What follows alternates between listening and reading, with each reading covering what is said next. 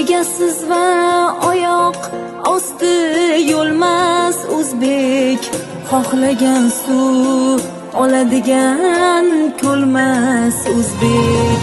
Dong taratgan va o'ziga qaratgan el, hech qachon hech kimga qaram bo'lmas o'zbek. Dong taratgan va o'ziga qaratgan el, hech qachon hech kimga qaram bo'lmas o'zbek. Vatan gado yurt purushlar aylamaslar, oltinday sof hikmatlar hech sanglamaslar.